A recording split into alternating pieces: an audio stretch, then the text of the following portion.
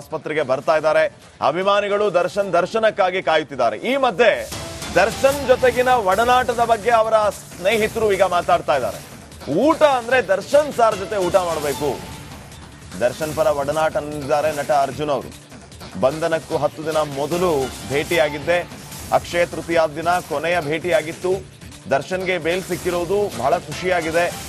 ಅವ್ರ ಜೊತೆಗೆ ಊಟ ಮಾಡ್ಬೇಕು ಸರ್, ಅದ್ರ ಮಜಾನೇ ಬೇರೆ, ಅದ್ರ ಹಬ್ಬನೇ ಬೇರೆ ಅಂತ ರಿಪಬ್ಲಿಕ್ ಕನ್ನಡಕ್ಕೆ ನಟ ಅರ್ಜುನ್ ರಮೇಶ್ ಅವರು ರಿಯಾಕ್ಟ್ ಮಾಡಿದ್ದಾರೆ. ದರ್ಶನ್ ಅವರು ರೆಗ್ಯುಲರ್ ಬೇಲ್ ಮೇಲೆ ಆಚೆ ಬಂದಿದ್ದಾರೆ. ಸಾಕಷ್ಟು ಜನ ಕಲಾವಿದರು ಒಂದು ರೀತಿಯಾಗಿ ಸಂತಸದ ಅವರ ಅನುಭವಗಳನ್ನ, ಅಭಿಪ್ರಾಯಗಳನ್ನ ವ್ಯಕ್ತಪಡಿಸ್ತಾ ಇದ್ದಾರೆ. ಸೊ ಅವರ ಅತ್ಯಾಪ್ತರು ಅರ್ಜುನ್ ರಮೇಶ್ ಅವರು ಬಿಗ್ ಬಾಸ್ OTTಯಲ್ಲೂ ಕೂಡ ಸಾಕಷ್ಟು ಸದ್ದು ಮಾಡಿದ್ರು. ಅವ್ರ ಜೊತೆಗೆ ತುಂಬಾ ಪಳಗಿದ್ದಾರೆ. 12 ವರ್ಷದಿಂದ ಪರಿಚಿತರು ಕೂಡ. ಸೊ ಅವ್ರು ಏನ್ ಹೇಳ್ತಾರೆ ಅವ್ರನ್ನೇ ಮಾತನಾಡಿಸ್ತಾ ಹೋಗ್ತೀನಿ. ನಿಮ್ಮ ಒಂದು ಅಭಿಪ್ರಾಯವನ್ನ ವ್ಯಕ್ತಪಡಿಸೋದಾದ್ರೆ, ಖುಷಿಯ ಕ್ಷಣಗಳನ್ನ ಹಂಚ್ಕೊಳ್ಳೋದಾದ್ರೆ. ಮೊದಲನೇದಾಗಿ ಬೇಲ್ ಸಿಕ್ಕಿರೋದೇ ಒಂದು ತುಂಬಾ ಸಂತೋಷದ ವಿಚಾರ. ಯಾಕಂದ್ರೆ ನಾನು ಯಾವಾಗ್ಲೂ ಹೇಳ್ತೀನಿ, ಆತ ಕನ್ನಡದ ಆಸ್ತಿ. ಯಾಕಂದ್ರೆ ವ್ಯಕ್ತಿತ್ವ ಅನ್ನೋ ವಿಚಾರಕ್ಕೆ ಬಂದಾಗ ನಾವೆಲ್ಲ ಏನೇನೂ ಅಲ್ಲ ಅವ್ರ ಮುಂದೆ ಮೇಡಮ್. ಯಾಕಂದ್ರೆ ನಾವೀಗ ಇನ್ನ ಸೀರಿಯಲ್ಗಳು, ಸಿನಿಮಾ ಇಂಡಸ್ಟ್ರಿಲಿ ನಾವಿನ್ನ ಅಷ್ಟು ಸೌದಿಲ್ಲ ಸೀರಿಯಲ್ಗಳು ಮಾಡ್ಕೊಂಡಿರೋರು. ಬಟ್ ಆದ್ರೆ ಒಂದು ಸೀರಿಯಲ್ ಕಲಾವಿದನ್ನು ಕೂಡ ಅವ್ರು ಎಷ್ಟು ಗೌರವಿಸ್ಬೋದು. ಒಬ್ಬ ಕಲಾವಿದ ಅಂತಲ್ಲ, ಒಬ್ಬ ಮನುಷ್ಯನಾಗ ಯಾರೇ ಆತನ ಹತ್ರ ಪ್ರೀತಿಯಿಂದ ಮಾತಾಡಿದಾಗ ಆತ ಮಾತಾಡೋ ರೀತಿ ಆಗಿರ್ಬೋದು, ಗೌರವಿಸೋ ರೀತಿ ಆಗಿರ್ಬೋದು. ಪರ್ಟಿಕ್ಯುಲರ್ಲಿ ಊಟ ತಿಂಡಿ ವಿಚಾರ ಮೇಡಮ್. ಯಾರಾದ್ರೂ ಮನುಷ್ಯ ಅವ್ರ ಜೊತೆ ಪಕ್ಕದಲ್ಲಿ ಊಟ ತಿಂಡಿ ಕೂತ್ರೆ ಒಂದು ಫುಲ್ ಮೀಲ್ಸ್ ಅನ್ನೋದು ಹೆಂಗಿರುತ್ತೆ ಅನ್ನೋದನ್ನಂತೂ ಅವ್ರು ಯಾವಾಗಲೂ ನಮ್ಗೆ ಅದನ್ನ ತೋರಿಸ್ಕೊಟ್ಟಿದ್ದಾರೆ. ಪ್ರೀತಿ ಕೊಡೋ ವಿಚಾರದಲ್ಲೂ ಅಷ್ಟೇ ಅವ್ರು ಯಾವತ್ತೂ ಕಮ್ಮಿ ಮಾಡಿಲ್ಲ. ಅಲ್ಲಿ 100 ಜನ ಆರ್ಟಿಸ್ಟ್ಗಳು ಬೇರೆ ದೊಡ್ಡ ಕಲಾವಿದ್ರ ಜೊತೆ ಕೂತಾಗ ಕೂಡ ನಾನು ಯಾವಾಗಲಾದ್ರೂ ತೋಟಕ್ಕೆ ಹೋದಾಗಲಿ ಇನ್ನೊಂದಾಗ್ಲಿ, ನಾನಲ್ಲಿ ಸ್ಥಳೀಯ ಕಾರ್ಪೊರೇಟ್ರು ಪಕ್ಕದಲ್ಲಿ ಟಿ ನರಸೀಪುರದಲ್ಲಿ ನಾನೊಬ್ಬ ಮುನ್ಸಿಪಾಲಿಟಿ ಮೆಂಬರ್. ಸೊ ನನ್ನ ನಮ್ಮ ಕಾರ್ಪೊರೇಟ್ರು ಬಂದರು ಅನ್ನೋ ಗೌರವನೇ ಇವತ್ತಿನವರೆಗೂ ನನಗೆ ಕೊಟ್ಟಿದ್ದಾರೆ.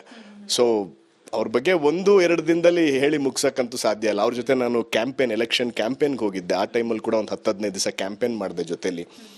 ಆ ಕ್ಯಾಂಪೇನಲ್ಲಿ ಕೂಡ ಅವ್ರು ಅಷ್ಟು ಬ್ಯುಸಿ ಆಗಿದ್ರು ಕೂಡ ಆ ಆಟೋ ಮೇಲೆ ಅವ್ರು ಓಪನ್ ಆಟೋದಲ್ಲಿ ಆ ಕ್ಯಾಂಪೇನ್ ಮಾಡ್ಕೊಂಡ್ ಬರ್ಬೇಕಾದ್ರೆ ನಾವೆಲ್ಲಾದ್ರೂ ದೂರದಲ್ಲಿ ನಿಂತಿದ್ರೆ ಅವ್ರು ನಮ್ಮನ್ನ ಆಟೋಯಿಂದ ಕೇಳೋರು, ಊಟ ಮಾಡಿದ್ರ ನೀವೆಲ್ಲ. ಅಷ್ಟು ದೂರದಿಂದ ಅಷ್ಟು ಜನಗಳ ಮಧ್ಯದಲ್ಲಿ ಕೂಡ ನನ್ನ ಜೊತೆ ಬಂದಿರೋರ ಬಗ್ಗೆ ನಾನು ಕೇರ್ ತಗೋಬೇಕು ಅನ್ನೋಂಥ ಒಂದು ಕಾಳಜಿ ಇದ್ದಿದ್ರೆ ಅದು ಅಂತ ದೊಡ್ಡ ಸ್ಟಾರ್ಗೆ ಮೇಡಮ್. ಸೊ ನಮ್ಗೆ ಅದು ಅವ್ರ ಜೊತೆ ಇರ್ತಿದ್ದಿದ್ದೇ ಒಂದು ಭಾಗ್ಯ ಅಂತ ನಾನು ಅನ್ಕೋತೀನಿ.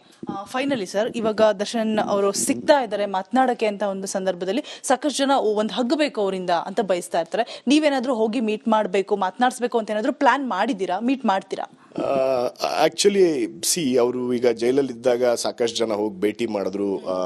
ಆ ಸಂದರ್ಭದಲ್ಲಿ ನಾವು ಹೋಗೋದು ಸರಿಯಲ್ಲ ಮೇಡಮ್. ಯಾಕಂದ್ರೆ ಅವ್ರ ಫ್ಯಾಮಿಲಿಗೆ ಅಂತ ಒಂದಷ್ಟು ಒಂದು ಇರುತ್ತೆ, ಕಾನ್ಸಿಕ್ವೆನ್ಸಸ್ ಇರುತ್ತೆ. ಅವ್ರಿಗೆ ಬಿಟ್ಟು ಬೇರೆಯವ್ರಿಗೆ ಅವಕಾಶಗಳು, ಯಾಕಂದ್ರೆ ನೀವು ಇನ್ನೊಬ್ರು ಯಾರೋ ನಾನು ಇವತ್ತು ಹೋದ್ರೆ ಅವ್ರ ಫ್ಯಾಮಿಲಿಗೆ ನೆಕ್ಸ್ಟ್ ಭೇಟಿ ಕೂಡ ಆ ಥರದ ಪರಿಸ್ಥಿತಿಗಳಿರುತ್ತೆ. ಸೊ ಈಗ ಅವರು ಹುಷಾರಾಗಿ ಆಚೆಗೆ ಬಂದ್ಮೇಲಂತೂ ಮೊದಲು ಮಾಡೋ ಕೆಲಸ ಅದನ್ನೇ. ನಾವು ಅವ್ರು ಆಸ್ಪತ್ರೆಗೆ ಬರ್ತಾ ಇದ್ದಾರೆ. ಅಭಿಮಾನಿಗಳು ದರ್ಶನಕ್ಕಾಗಿ ಕಾಯುತ್ತಿದ್ದಾರೆ. ಈ ಮಧ್ಯೆ ದರ್ಶನ್ ಜೊತೆಗಿನ ಒಡನಾಟದ ಬಗ್ಗೆ ಅವರ ಸ್ನೇಹಿತರು ಈಗ ಮಾತಾಡ್ತಾ ಇದ್ದಾರೆ. ಊಟ ಅಂದ್ರೆ ದರ್ಶನ್ ಸಾರ್ ಜೊತೆ ಊಟ ಮಾಡಬೇಕು. ದರ್ಶನ್ ಪರ ಒಡನಾಟ ಅಂದಿದ್ದಾರೆ ನಟ ಅರ್ಜುನ್ ಅವರು. ಬಂಧನಕ್ಕೂ 10 ದಿನ ಮೊದಲು ಭೇಟಿಯಾಗಿದ್ದೆ. ಅಕ್ಷಯ ತೃತೀಯ ದಿನ ಕೊನೆಯ ಭೇಟಿಯಾಗಿತ್ತು. ದರ್ಶನ್ಗೆ ಬೇಲ್ ಸಿಕ್ಕಿರೋದು ಬಹಳ ಖುಷಿಯಾಗಿದೆ. ಅವ್ರ ಜೊತೆಗೆ ಊಟ ಮಾಡ್ಬೇಕು ಸರ್, ಅದ್ರ ಮಜಾನೇ ಬೇರೆ, ಅದ್ರ ಹಬ್ಬನೇ ಬೇರೆ ಅಂತ ರಿಪಬ್ಲಿಕ್ ಕನ್ನಡಕ್ಕೆ ನಟ ಅರ್ಜುನ್ ರಮೇಶ್ ಅವರು ರಿಯಾಕ್ಟ್ ಮಾಡಿದ್ದಾರೆ.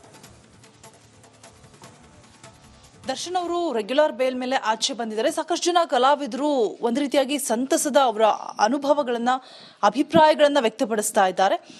ಸೊ ಅವರ ಅತ್ಯಾಪ್ತರು ಅರ್ಜುನ್ ರಮೇಶ್ ಅವರು ಬಿಗ್ ಬಾಸ್ OTTಯಲ್ಲೂ ಕೂಡ ಸಾಕಷ್ಟು ಸದ್ದು ಮಾಡಿದ್ರು. ಅವ್ರ ಜೊತೆಗೆ ತುಂಬಾ ಪಳಗಿದ್ದಾರೆ. 12 ವರ್ಷದಿಂದ ಪರಿಚಿತರು ಕೂಡ. ಸೊ ಅವ್ರು ಏನ್ ಹೇಳ್ತಾರೆ ಅವ್ರನ್ನೇ ಮಾತನಾಡಿಸ್ತಾ ಹೋಗ್ತೀನಿ.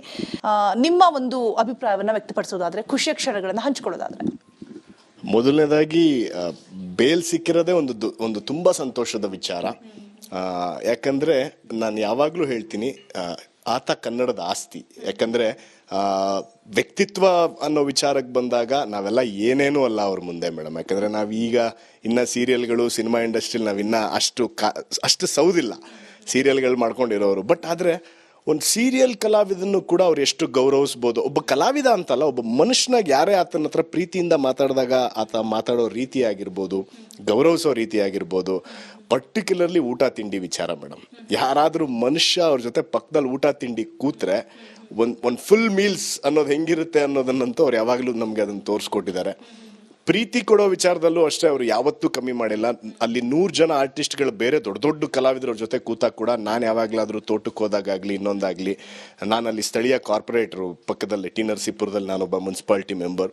ಸೊ ನನ್ನ ನಮ್ಮ ಕಾರ್ಪೊರೇಟ್ರು ಬಂದರು ಅನ್ನೋ ಗೌರವನೇ ಇವತ್ತಿನವರೆಗೂ ನನಗೆ ಕೊಟ್ಟಿದ್ದಾರೆ. ಸೊ ಅವ್ರ ಬಗ್ಗೆ 1-2 ದಿನದಲ್ಲಿ ಹೇಳಿ ಮುಗ್ಸಕ್ಕಂತೂ ಸಾಧ್ಯ ಇಲ್ಲ. ಅವ್ರ ಜೊತೆ ನಾನು ಎಲೆಕ್ಷನ್ ಕ್ಯಾಂಪೇನ್ಗೆ ಹೋಗಿದ್ದೆ. ಆ ಟೈಮಲ್ಲಿ ಕೂಡ ಒಂದು 10-15 ದಿವಸ ಕ್ಯಾಂಪೇನ್ ಮಾಡಿದೆ ಜೊತೆಲಿ.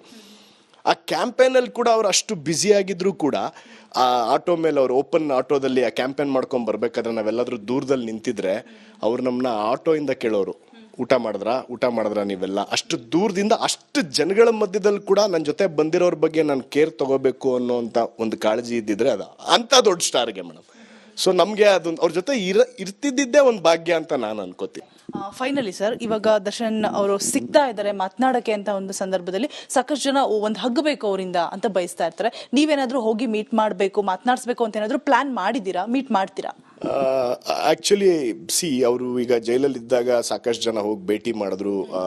ಆ ಸಂದರ್ಭದಲ್ಲಿ ನಾವು ಹೋಗೋದು ಸರಿಯಲ್ಲ ಮ್ಯಾಮ್. ಯಾಕಂದ್ರೆ ಅವ್ರ ಫ್ಯಾಮಿಲಿಗೆ ಅಂತ ಒಂದಷ್ಟು ಒಂದು ಇರುತ್ತೆ, ಕಾನ್ಸಿಕ್ವೆನ್ಸಸ್ ಇರುತ್ತೆ. ಅವ್ರಿಗೆ ಬಿಟ್ಟು ಬೇರೆಯವ್ರಿಗೆ ಅವಕಾಶಗಳು, ಯಾಕಂದ್ರೆ ನೀವು ಇನ್ನೊಬ್ರು ಯಾರೋ ನಾನು ಇವತ್ತು ಹೋದ್ರೆ ಅವ್ರ ಫ್ಯಾಮಿಲಿಗೆ ನೆಕ್ಸ್ಟ್ ಭೇಟಿ ಕೂಡ ಆ ಥರದ ಪರಿಸ್ಥಿತಿಗಳಿರುತ್ತೆ. ಸೊ ಈಗ ಅವರು ಹುಷಾರಾಗಿ ಆಚೆಗೆ ಬಂದ್ಮೇಲಂತೂ ಮೊದಲು ಮಾಡೋ ಕೆಲಸ ಅದೇನೆ ನಾವು ಅವ್ರನ್ನ. ನಮಸ್ಕಾರ, ಕರ್ನಾಟಕ ಪ್ರೈಮ್ ಟೈಮ್ಗೆ ಸ್ವಾಗತ. ನಾನು ಜಯಪ್ರಕಾಶ್ ಶೆಟ್ಟಿ. ಇಡೀ ಕರ್ನಾಡು ಇವತ್ತು ರೆಬೆಲ್ ಆಗಿ ನಿಂತಿದೆ. ಈ ಹಗರಣಗಳನ್ನು ಸದನದಲ್ಲಿ ಪ್ರಸ್ತಾಪ ಮಾಡಲು ಕೂಡ ಕಾಂಗ್ರೆಸ್ ಹಿಂದೇಟು ಹಾಕಿದ್ದೇಕೆ? ನಿಮ್ಗೆ ಸಂಬಳ ಅದಕ್ಕೆ, ನಿಮಗೆ ವಾಹನ ಅದಕ್ಕೆ, ನಿಮಗೆ ವೆಪನ್ ಅದಕ್ಕೆ, ನೀವು ಅದನ್ನು ಸರಿ ಹಿಡಬೇಕಾಗಿದೆ. ನೀವು ವಿದ್ಯುತ್ ಬರ ಇದೆ ಅಂತ ಹೇಳ್ತಾ ಇದ್ದೀರಿ, ಎಲ್ಲಿ ಬರ ಇದೆ ನೀವು ಹೇಳಬೇಕು. ಪಾಕಿಸ್ತಾನ್ ಆಕ್ಯುಪೈಡ್ ಕಾಶ್ಮೀರ್ ಅದು ಎಂದೆಂದಿಗೂ ನಮ್ಮದು. 40 ಮೆಷಿನ್ಗಳು ತಂದಿತ್ತು ನೋಟ್ ಎಣಿಸುವುದಕ್ಕೆ, ಅದೇ ಹಾಳಾಯಿತು. ಮಥುರಾದ ಗಲಾಟೆ ಇದೆಯಲ್ಲ, ಅದು ಸ್ಥಳೀಯವಾಗಿ ಕೂತು ಪರಿಹರಿಸಬಹುದಾದಂಥ ಕಾನೂನಿದೆ. ಗ್ಯಾರಂಟಿ ಯೋಜನೆಯಿಂದ ನಷ್ಟ ಆಗಿದೆ, ಲಾಭ ಆಗಿದೆ, ದಯವಿಟ್ಟು ಹೇಳಿ. Dawood Ibrahim most wanted criminal ಯಾವಾಗಾದ ಅಂದ್ರೆ ಇಲ್ಲಿ ತನಕ ಭಾರತ ದೇಶದಲ್ಲಿ ಓರ್ವ ದಲಿತ ಪ್ರಧಾನಿಯಾದಂಥ ಇತಿಹಾಸವೇ ಇಲ್ಲ. ರಿಪಬ್ಲಿಕ್ ವರ್ಲ್ಡ್ ಆಪ್ ಇದು ಕೇವಲ ಅಪ್ಲಿಕೇಶನ್ ಅಲ್ಲ, ಸಮಗ್ರ ಸುದ್ದಿಗಳ ಸಂಪರ್ಕ ಮಾರ್ಗಕ್ಕೆ ಕ್ರಾಂತಿಕಾರಿ ಬದಲಾವಣೆ.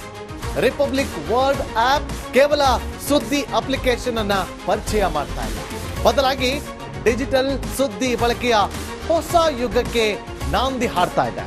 ಇದೊಂದು ಬ್ರೇಕಿಂಗ್ ನ್ಯೂಸ್, ಪ್ರಭಾವಶಾಲಿ ಕಾರ್ಯಕ್ರಮಗಳಿಗೆ ಗಟ್ಟಿಯಾದ ವೇದಿಕೆ. ರಿಪಬ್ಲಿಕ್ ವರ್ಲ್ಡ್ ಅಪ್ಲಿಕೇಶನ್ ಈಗ ಲೈವ್ ಆಗಿದೆ. ಗೂಗಲ್ ಪ್ಲೇ ಸ್ಟೋರ್ ಮತ್ತು ಆಪಲ್ ಆಪ್ ಸ್ಟೋರ್ ಎರಡರಲ್ಲೂ ಲಭ್ಯವಿದೆ. ಈಗಲೇ ಡೌನ್ಲೋಡ್ ಮಾಡಿ.